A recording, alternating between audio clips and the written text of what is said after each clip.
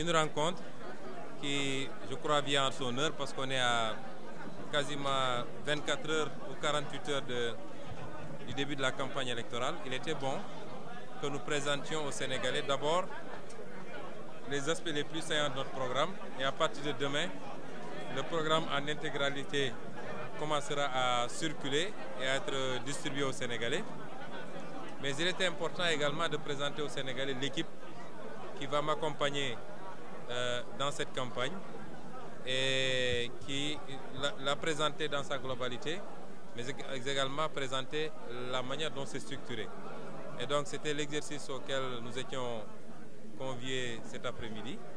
Le directeur de campagne, M. Abdoulaye Niane, ici présent à ma gauche, M. Boubacar Camara, qui, du fait de son expérience, va être le superviseur général de la campagne. Et tout le reste de l'équipe, on vous a présenté mon propre cabinet,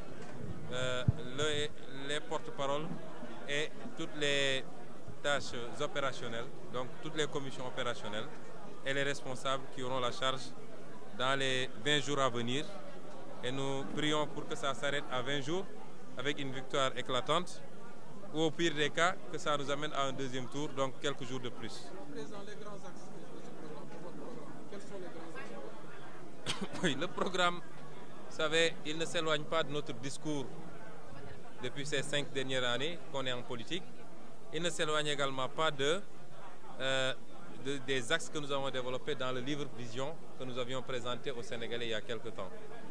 Beaucoup d'analystes avaient dit que ce livre Vision suffisait à lui seul à pouvoir représenter un programme. Donc, c'est structuré autour des fondamentaux de notre combat politique. Il y a tout ce qui tourne autour des préoccupations économiques.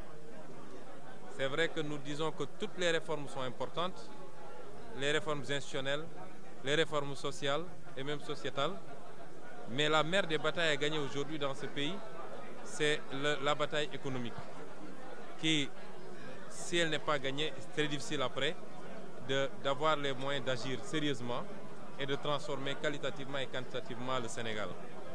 Donc, vous avez vu que dans la présentation du volet économique, la préoccupation relative à la souveraineté sur notre économie, que ce soit dans la gestion de nos ressources naturelles, que ce soit dans les moyens à mobiliser pour un financement endogène, que ce soit dans la définition du schéma économique, fondamentalement structuré autour de l'impératif d'industrialisation, mais porté par des filières fortes de l'agriculture, de l'élevage, de la pêche et de tous les autres segments, sans oublier maintenant le tourisme qui est une préoccupation, tous les aspects économiques, mais qui fondamentalement vont concourir à réussir le pari important de propulser le secteur secondaire à un niveau raisonnable pour pouvoir être le relais entre le primaire, donc la production brute transformée par ce secteur, et le tertiaire,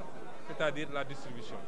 Cela est extrêmement important, mais il faut aussi, à côté, gagner un certain nombre de paris, notamment sur la réappropriation de notre souveraineté sur nos ressources naturelles. On n'y gagne pas grand-chose, mais un bon redéploiement de notre politique fiscale.